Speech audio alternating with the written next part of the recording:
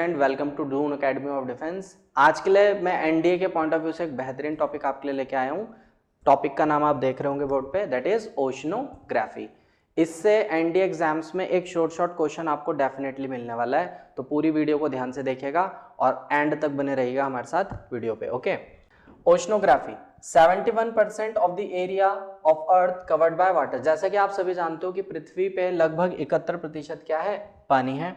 और largest ocean जो है विश्व का वो पैसिफिक ओशन है, प्रशांत महासागर माना जाता है। बहुत से स्टूडेंट्स जब ओशंस की स्टडी कर रहे होते हैं तो वो एक बात को लेकर डाउटफुल रहते हैं कि उसका एरिया लगभग कितना होगा। ओके, कहीं कहीं पे ये 165 मिलियंस में दे रखा होता है स्क्वायर किलोमीटर, इसलिए मैंने एक एग्जैक्ट वैल्यू आपके लिए लिखा है 16.5 crore square kilometre. Okay, area of Pacific ocean is 16.5 crore square kilometre. अगर टोटल सातों महाद्वीप का एरिया आप मिला लेते हो तो उसके लगभग इक्विवेलेंट पहुंचता है पैसिफिक ओशन का area. The deepest ocean of the world is Pacific ocean. सबसे गहरा महासागर क्या होगा, प्रशांत महासागर। और वर्ल्ड की सबसे गहरी खाई यानी समुद्री खाई, ट्रेंच को बोलते हैं समुद्री खाई। ओके, इस ट्रेंच को बोलेंगे मरियाना ट्रेंच, जो कि पड़ती है प्रशांत महासागर में। यहां पर मैंने मेंशन नहीं करा है, बट ये अंडरस्टूड है कि प्रशांत महासागर वर्ल्ड का डीपेस्ट ओशन है, तो डीपेस्ट ट्रेंच कौन सी होगी, मरियाना ट्रेंच, एक समुद्री खाई जो वर्ल्ड में सबसे गहरी होगी। ओके, आगे बढ़ते हैं, नेक्स्ट पॉइंट देखिए। ओशनोग्राफी के अकॉर्डिंग एक डायग्राम मैंने आपके लिए यहाँ पे बनाया है और उसी के अकॉर्डिंग मैं आपको समझाऊंगा। जैसे ये मान लेते हैं लैंड है या सरफेस एरिया है, ओके, और ये है ब्लू वाला है ओशन। ओके, अब जैसे ही आप लैंड से एक स्टीप स्लोप देख रहे हो, इसको बोलते हैं कॉन्टिनेंटल शेल्फ। कॉन्टिनेंटल शेल्फ अभी हम समझाएंगे आगे कि क्या होता है। देन अनदर स्लोप देख रहे हो, कॉन्टिनेंटल स्लोप, इसको कंसिडर किया जाएगा। समुद्र के दूर दूर तक मैदानी भागों को अबाइसल प्लेन कहा जाता है या फिर ये होते हैं डीप ओशनिक फ्लोर्स। ओके, अब सडनली अबाइसल प्लेन से अचानक से खाई आ गई, इस खाई को बोलते हैं ट्रेंच या फिर समुद्री खाई। सडनली कहीं से लैंड मास एकदम से ऊपर उठ जाता है, ये टेक्टोनिक कोलिजन की वजह से होता है, जिसको बोलते हैं डीप ओशनिक रिज। आगे देखते हैं कॉन्टिनेंटल शेल्फ। कॉन्टिनेंटल शेल्फ क्या होता है, ये तटवर्ती इलाकों के आसपास देखा जाता है, यानी it lies near the coastal region. तटवर्ती इलाके के पास वाला जो रीजन होता है वो कॉन्टिनेंटल शेल्फ कहलाता है। कॉन्टिनेंटल शेल्फ में प्रकाश संश्लेषण यानी फोटोसिंथेसिस की प्रक्रिया पूरी हो जाती है। कॉन्टिनेंटल शेल्फ में फोटोसिंथेसिस इसलिए पॉसिबल हो पाता है क्योंकि यहां पर सनलाइट इजीली पेनिट्रेट करती है। मतलब जब हम समुद्र में गहराई में उतरते हैं तो 50 मीटर्स बाद या 70 मीटर्स बाद सनलाइट अवेलेबिलिटी कम हो जाती है, लेकिन एक ऐसा रीजन जहां पर सनलाइट की अवेलेबिलिटी होगी तो पेड़ पौधे फोटोसिंथेसिस की प्रक्रिया खुद कर लेते हैं, और जहां पर फोटोसिंथेसिस होगा, जहां पे वेजिटेशन होगी, वहीं पे जैव विविधता होगी, बायोडायवर्सिटी होगी। यानी कॉन्टिनेंटल शेल्फ को रिच सोर्स माना जाता है बायोडायवर्सिटीज का। मछलियां, एक्वाटिक एनिमल्स या विभिन्न प्रकार की जो स्पीशीज हैं आपको कॉन्टिनेंटल शेल्फ वाले रीजन में देखने को मिलती हैं। दूसरी बात, अगर यहाँ पर बायोडायवर्सिटी है तो कई सालों से जो जानवर हैं या जो एक्वाटिक एनिमल है वो मर भी रहे होंगे, और कई सालों से जब वो बरी होते रहते हैं तो ये एक तरह का बायोलॉजिकल डेजर्ट बन जाता है, और बायोलॉजिकल डेजर्ट की वजह से बनते हैं फॉसिल फ्यूल। ठीक है ना, इन फॉसिल फ्यूल को ही आप बोलते हो क्या, पेट्रोलियम प्रोडक्ट्स या फिर क्रूड ऑयल, कच्चा तेल। ओके, क्रूड ऑयल बनाने के लिए डिफरेंट प्रोसेस होते हैं, रिफाइनरी से होकर गुजरता है और फाइनली आपको पेट्रोल डीजल जैसे प्रोडक्ट मिल पाते हैं। तो फॉसिल फ्यूल आपको किस पर्टिकुलर रीजन से मिलेगा, कॉन्टिनेंटल शेल्फ से मिलता है। ओके, और इसका एक बेस्ट एग्जांपल हो सकता है इंडिया में बॉम्बे हाई। जैसे अगर मैं कहूं इंडिया जो क्रूड ऑयल है वो 80% तो इंपोर्ट कर रहा, 80% तो बाहर से खरीद रहा, लेकिन 20% वो खुद बना लेता है, और बॉम्बे हाई इसका बेस्ट एग्जांपल हो सकता है। कॉन्टिनेंटल शेल्फ आपको समझ में आ गया होगा कि हम किस रीजन की बात कर रहे थे। ठीक है, अब आगे बढ़ते हैं। अगला पॉइंट आ रहा है, देखिए हमारे पास अबाइसल प्लेन। अबाइसल प्लेन क्या होते हैं, जब समुद्र में गहराई बढ़ जाती है, लगभग गहराई होगी 6000 मीटर की, 6000 मीटर नीचे समुद्र में जो मैदानी भाग होगा उसको समुद्र के मैदानी भाग या फिर अबाइसल प्लेन कहते हैं, जो पूरी पृथ्वी का लगभग 50% क्षेत्र कवर करता है। यानी समुद्र के मैदानी भागों को अबाइसल प्लेन बोला जाता है। ओके, और ये लगभग कितनी गहराई पे अवेलेबल होंगे? लगभग 6000 मीटर की गहराई पे। दूसरा आता है देखो ट्रेंच। ट्रेंच मैंने इससे पहले भी आपको समझाया था, ट्रेंच का मतलब होता है समुद्री खाई। समुद्री खाई ये एक तरह का टोपोग्राफिक डिप्रेशन होता है, मतलब जब समुद्री मैदानी भाग पे दबाव लगता होगा या फिर आप कह लो टेक्टोनिक कोलिजन की वजह से जमीनें फटती होंगी, तो ऐसी ट्रेंच बन जाती है, ऐसी समुद्री खाई बन जाती है, जिसको हम बोलते हैं topographic depression of the ocean floor is trench. Okay, या आम शब्दों में समुद्री खाई। It is usually 50 to 100 kilometre wide. ये लगभग 50 से 100 किलोमीटर तक चौड़ी हो सकती है। ओके, समुद्री खाई आपको पता चल गया, समुद्र के मैदानी भाग पता चल गया, कॉन्टिनेंटल शेल्फ पता चल गया। अब आगे बढ़ते हैं। उम्मीद है ये टॉपिक आपको समझ में आ रहा होगा। ठीक है, प्रिसाइज वे में मैंने ये समझाने की कोशिश करी है, one of the toughest topic for NDA point of view. Okay, oceanic ridge. Oceanic ridge क्या होते हैं? एक तरह के समुद्री पहाड़ होते हैं।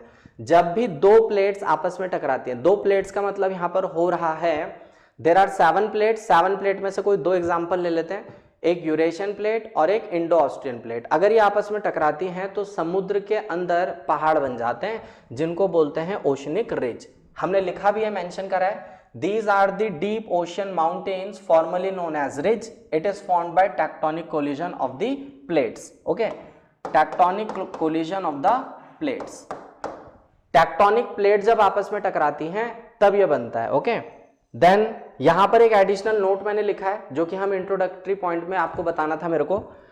देयर आर टोटल ओशंस की अगर मैं बात करूं तो सबसे बड़ा ओशन कौन सा है? पैसिफिक। देन उसके बाद लिखा गया Atlantic, Indian ocean, Arctic and Antarctic ocean. Already बहुत से कैंडिडेट को यह चीज पता होती है, ठीक है ना। ओशनोग्राफी के हिसाब से जो ओशन के हमने इंपॉर्टेंट फीचर्ड पॉइंट्स है वो स्टडी कर लिए। अब आगे बढ़ते हैं। आगे देखिएगा, जब भी पृथ्वी घूमती है, पृथ्वी रोटेट कर रही है अपनी एक्सिस पे, तो इस पे मौजूद जो पानी होगा वो भी मूव करेगा। यानी जब वाटर मूव करता है तो इससे ओशन में तरंग बनती है, डिफरेंट टाइप्स ऑफ वेव्स बनती हैं। तो ये वेव्स कितने प्रकार की होंगी? समुद्र में बनने वाली तरंग 3 प्रकार की होती है। ऐसी समुद्री लहरें नॉर्मली इनको माना जाता है, ठीक है, और ये अनसर्टेन होती है, कभी भी बन सकती हैं, तो आप इनको नॉर्मल वेव्स या फिर अनसर्टेन वेव्स कंसिडर करते हो। टाइड्स, टाइड्स को हिंदी में बोलते हो ज्वार भाटा। अगर मैं ज्वार भाटा की बात करूं तो ज्वार भाटा कितने टाइप्स का होगा? 2 टाइप का, low tide and high tide. ऊंची लहरें आएंगी या नीची, थोड़ी उनकी हाइट कम होगी तो वो लो टाइड्स में कंसिडर किया जाता है। ज्वार भाटा अगर आप पृथ्वी और चंद्रमा के गुरुत्वाकर्षण से बात करो तो दोनों एक दूसरे पे गुरुत्वाकर्षण लगाते हैं, और इसीलिए दिन के 24 घंटे में से 2 वेव्स आती हैं, लो टाइड, और 2 वेव्स आती हैं हाई टाइड्स। जैसा कि आप जानते हो कि इंसानों के लिए टाइड्स क्यों इंपॉर्टेंट है? टाइड्स इंपॉर्टेंट होती हैं for harnessing of the tidal energy. मतलब कि ऊर्जा एक बहुत बड़ा विषय है भविष्य की जनरेशन के लिए, ठीक है। आज के डेट में हम इलेक्ट्रिसिटी बना रहे हैं लाइक थर्मल पावर से, लाइक हम सोलर एनर्जी से बना रहे हैं, हाइड्रो पावर से बना रहे हैं। उसी प्रकार टाइडल एनर्जी से भी बिजली बनाई जा रही है, harnessing of the tidal energy. यानी टाइड्स एक इंपॉर्टेंट रोल प्ले करती हैं हमारे दैनिक जीवन में।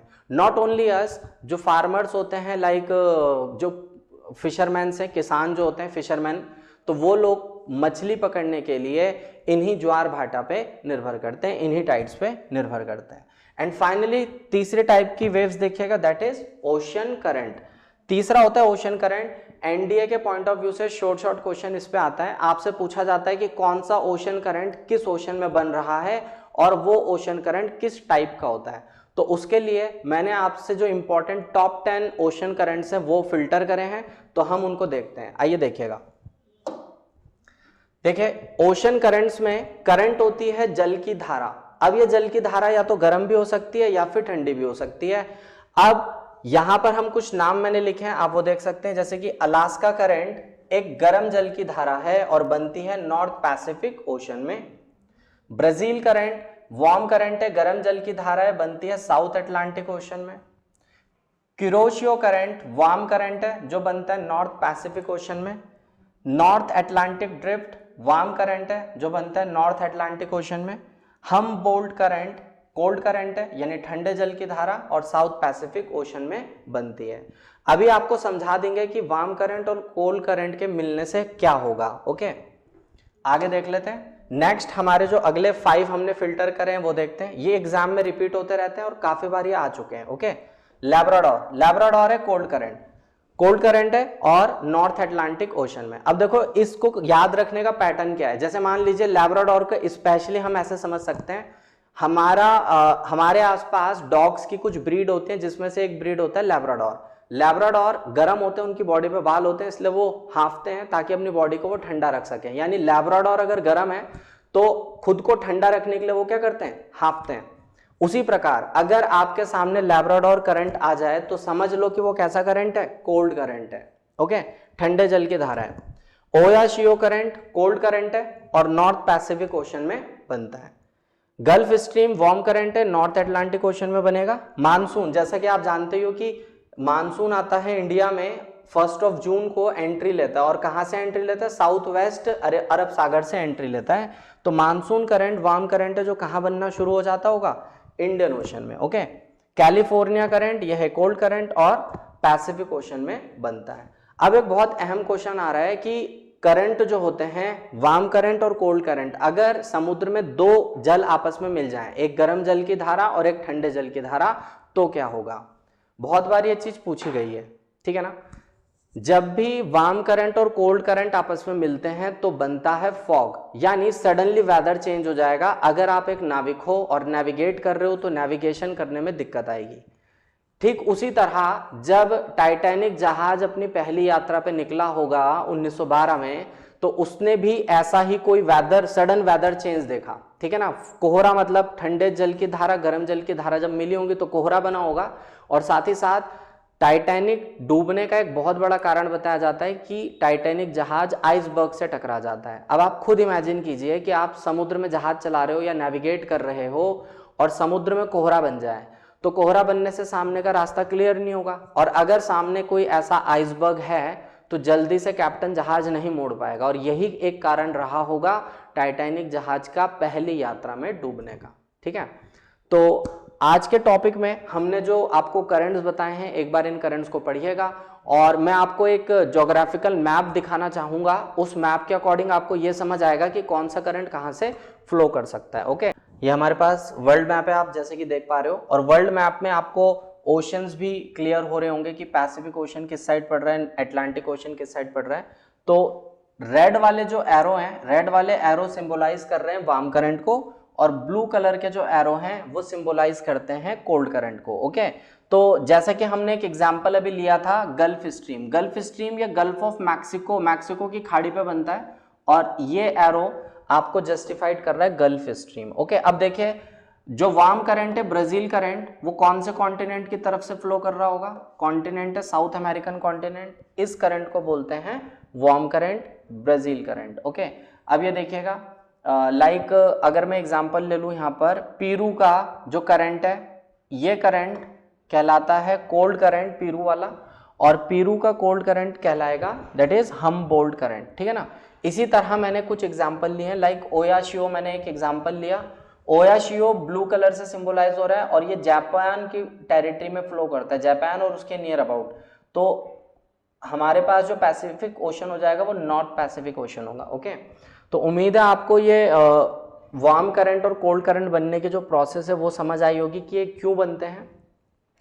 सीजनल रिवर्सल की वजह से बनते हैं, जमीन और पानी में जो टेम्परेचर डिफरेंस होता है उसकी वजह से फॉर्म होते हैं, और ये पूरे वर्ल्ड में होते हैं, अलग अलग नाम से ये करंट होते हैं। ओके, तो जब आप एग्जाम देने जाएंगे एक बार इस टॉपिक को और अच्छे से रिफाइन करके जाएंगे, आपको शॉर्ट 4 मार्क्स का क्वेश्चन एनडीए में मिलने वाला है 10 अप्रैल को।